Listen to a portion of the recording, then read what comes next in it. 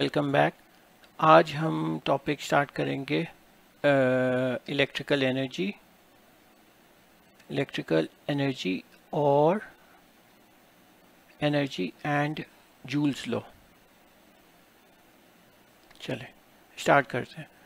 Let's say एक हमारे पास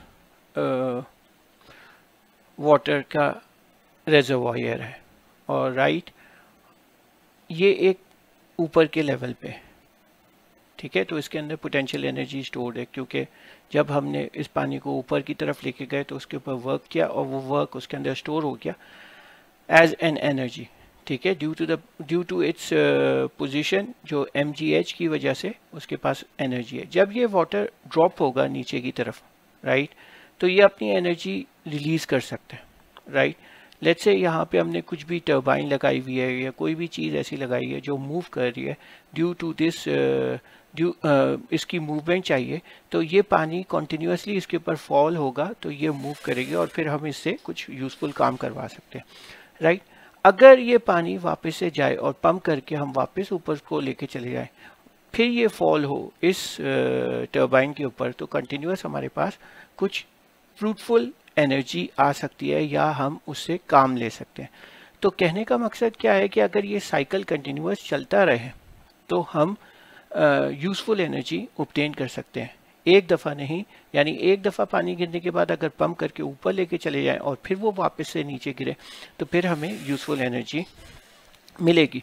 बिल्कुल इसी तरीके से ये है कि अगर लेट्स से ये एक कंडक्टर है, इसके अक्रॉस पोटेंशियल डिफरेंस है, लेट्स से V वोल्ट्स है, राइट, V वोल्ट्स है पोटेंशियल डिफरेंस। तो हमने बताया था इसके अक्रॉस V वोल्ट्स है, राइट, पोटेंशियल डिफरेंस। तो इसका मतलब क्या है कि जब इसमें से इलेक्ट्रॉन्स गुजरेंगे तो वो V जूल्स ऑफ एनर्जी, एक charge V joules of energy dissipate करेगा या देगा, और ये एनर्जी हम यूज़ कर सकते हैं किसी भी काम में। लाइक फॉर एग्जांपल लाइट इससे जनरेट हो सकती है, हीट जनरेट हो सकती है, मैकेनिकल एनर्जी जनरेट हो सकती है, कुछ भी हो सकता है, ओके। तो अगर हम ये पोटेंशियल डिफरेंस को लेट्स से यहाँ पे 5 वोल्ट्स है और यहाँ पे 0 वोल्ट्स है, यानी तो इसके दरमियान का पोटेंशियल डिफरेंस 5 वोल्ट्स है।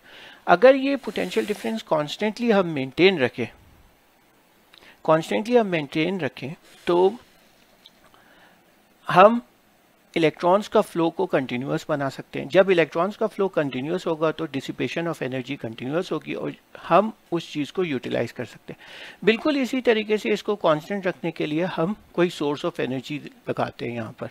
तो जिस तरीके से ये पंप काम कर रहा था इसको हायर पोटेंशियल पे भेजने के लिए, इसी तरीके से बैटरी काम करती है इसको हायर पोटेंशियल पे भेजने के लिए, और फिर वो potential higher to lower movement हो जाती है और इस मूवमेंट के दरमियान वो हमें एनर्जी मिल जाती है। तो कंटिन्यूस फ्लो ऑफ इलेक्ट्रॉन्स के लिए डेफिनेटली हमें मेंटेन रखना पड़ेगा पोटेंशियल डिफरेंस। और पोटेंशियल डिफरेंस किस तरीके से मेंटेन रख सकते हैं? कोई सोर्स ऑफ एनर्जी दे के। तो battery is the source of energy over here, right. अब इसी चीज को हम आगे लेके चलते हैं।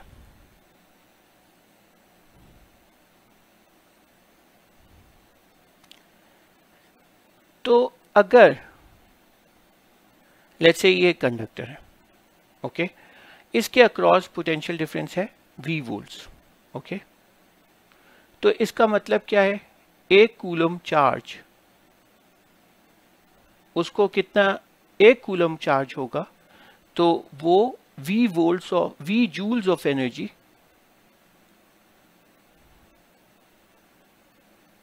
डिसिपेट करेगा, ओके। V वोल्ट्स है, एक कूलम चार्ज यहां से जब गुजरेगा तो V joules of energy. Let's say एक चार्ज V वोल्ट्स, अगर मैं कहता हूं कि Q चार्जेस है, Q नंबर ऑफ चार्जेस है, तो एनर्जी कितनी हो जाएगी? QV volts. V joules of energy है तो QV जूल्स। तो अब लेट्स से इस एनर्जी को हम रिप्रेजेंट करते हैं, is represented by let's say W। तो when one charge is going through V volts, V joules of energy is dissipated. When Q number of charges are going, Q charges होंगे तो हमारे पास energy कितनी हो जाएगी, W Q into V. Agreed, ये हो जाएगी जूल्स के अंदर, इतनी एनर्जी डिसिपेट होगी, राइट. अब हमें पता है कि करंट क्या होता है, rate of change of charges, rate of change of charge, ठीक है, या charge flowing through any cross sectional area per unit time. Okay, तो अब इस वाली इक्वेशन में हम रखते हैं Q की जगह पे क्या रख सकते हैं, I into T into V. ये वंस अगेन यूनिट हमारे पास क्या चल रहा है, जूल्स. ओके, क्योंकि ये एनर्जी का यूनिट है. और ये वाली एनर्जी जो है वो कन्वर्ट हो जाएगी जब Q number of charges flow कर रहे होंगे, charges flowing through a conductor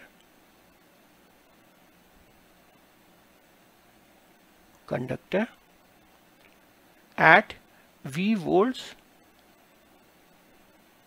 ये डिसिपेट, एनर्जी इज डिसिपेटेड.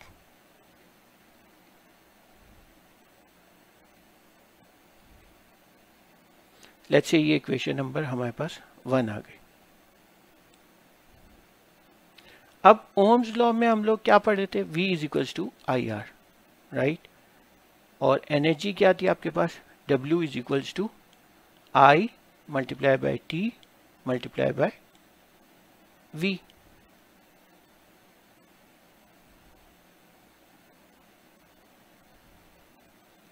तो V की जगह पे क्या लिख सकते हैं हम, IR into I into T. तो ये क्या हो जाएगा, I square R into T. और ये कितने हो, ये जूल्स में, क्योंकि एनर्जी है. और यही जो इक्वेशन है ये जूल्स लॉ है. जूल्स लॉ का स्टेटमेंट क्या कहता है, the amount of heat generated या energy generated in a resistance due to the flow of charges is equal to the square of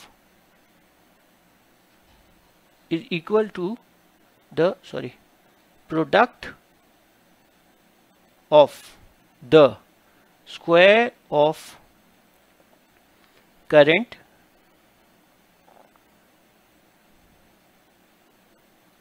resistance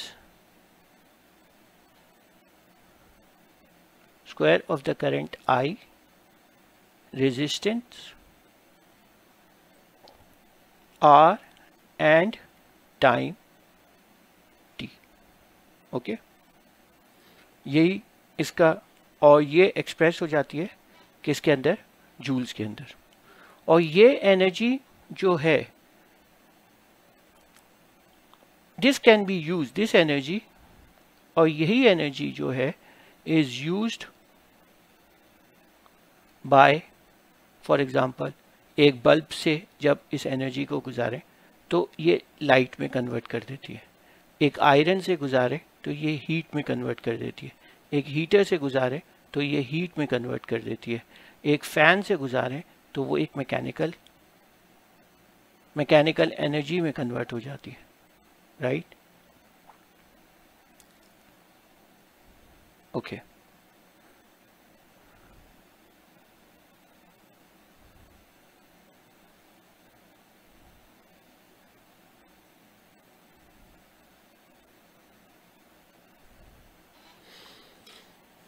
अब जनाब कॉन्सेप्ट है इलेक्ट्रिकल पावर का.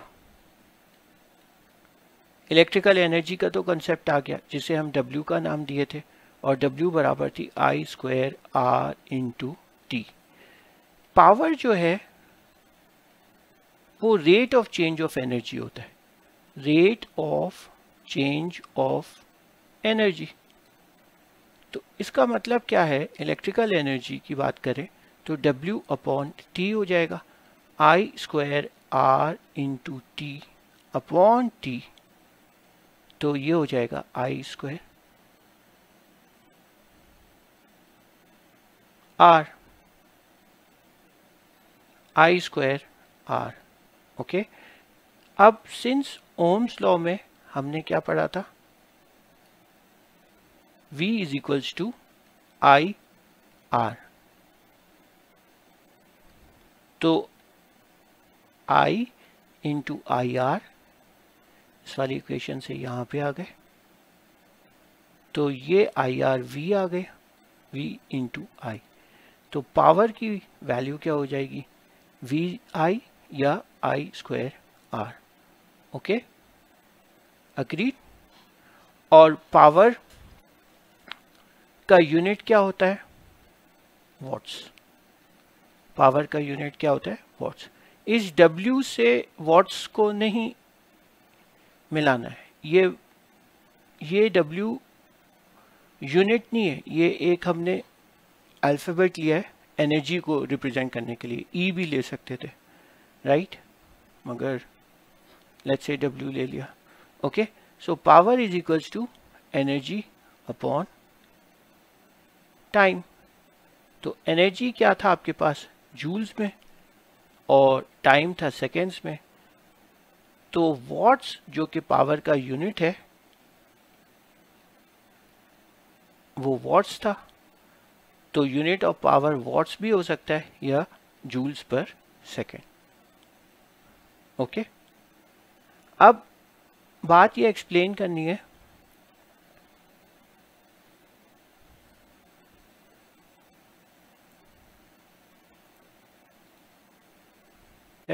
तो हमने दिया था इलेक्ट्रिकल एनर्जी। इलेक्ट्रिकल एनर्जी को जिससे पहले हमने W से डोनेट किया था, I square R into T, ये जूल्स में होती है, राइट। जूल्स एक छोटा यूनिट है, बहुत ज़्यादा छोटा यूनिट है in terms of electrical energy, तो हमें एक बड़ा यूनिट हमने इलेक्ट्रिकल एनर्जी के लिए रखा है, तो that is what we call kilowatt hour, kilowatt hour, right, KWH कहते हैं। अब ये किलोवाट आवर क्या चीज़ है, इसको आप ज़रा सा समझ लेते हैं। देखें, इसमें कितने joules of energy, energy 1 kilowatt hour में अभी कितने जूल्स हैं, ये हमें कैलकुलेट करना है, या ये हमारा मकसद है। लाइक किलो का मतलब क्या हो गया, 1000, और 1 आवर में कितने सेकेंड्स होते हैं, 3600 सेकेंड्स। तो जब आप इसको करेंगे तो ये हो जाएगा 3600 फिर 30 जूल्स। इसको स्टैंडर्ड फॉर्म में 3.6 मेगा जूल्स। तो ये 1 किलोवाट आवर के अंदर हमारे पास 3.6 मेगा जूल्स ऑफ एनर्जी है। ओके, किलोवाट आवर में 3.6 मेगा जूल्स ऑफ एनर्जी है। किलोवाट आवर को ऑफ इलेक्ट्रिकल एनर्जी को हम एक यूनिट भी कहते हैं, एक यूनिट। ओके, तो अब जितने यूनिट कंज्यूम हो जाएंगे तो वो हम निकाल लेंगे और उसको हम रेट से मल्टीप्लाई कर देंगे, तो हमें इलेक्ट्रिकल बिल का पता चल जाएगा कि कितनी हमारी बिल आई है। इसके लिए हम एक सवाल देखते हैं। Let's come to a question. अब ये कह रहे हैं कि calculate the 1 month cost of using 50 watts energy saver for 8 hours daily in your study room. Assume that the price of a unit, अच्छा, लेट्स से इधर ही हम सॉल्व करते हैं। कैलकुलेट द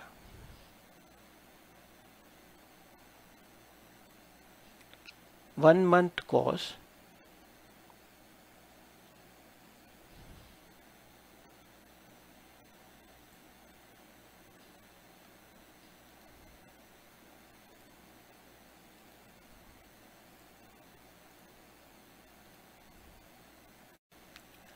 ओके, नाउ अब हमारे पास एक क्वेश्चन है जो ये कह रहा है कि 1 मंथ कॉस्ट निकालनी है, 50 watts energy saver, 8 hours daily जल रहे हैं, price of a unit is 12 rupees.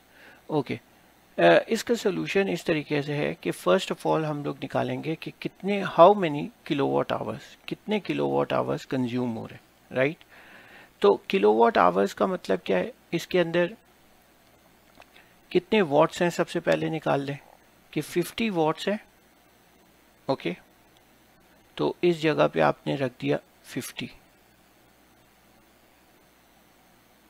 Kilo watts के लिए आप इसको 1000 से डिवाइड कर दें, ठीक है, तो किलो वॉट्स आ जाएंगे आपके पास। और आवर्स कितने हो गए, 8 आवर्स।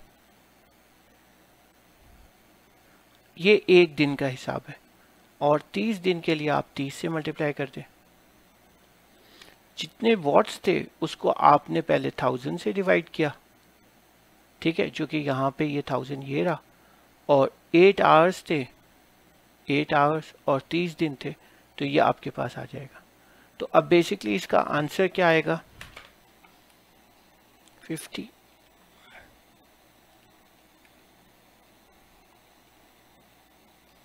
ये आ जाएगा आपके पास 12 किलोवाट आवर्स। तो बेसिकली कितने यूनिट्स हो गए, 12 यूनिट्स, 1 किलोवाट आवर 1 यूनिट के बराबर, और 1 यूनिट का प्राइस कितना है, 12 रुपये, तो ये 144 रुपये का आपके पास बिल आएगा। Okay, thank you.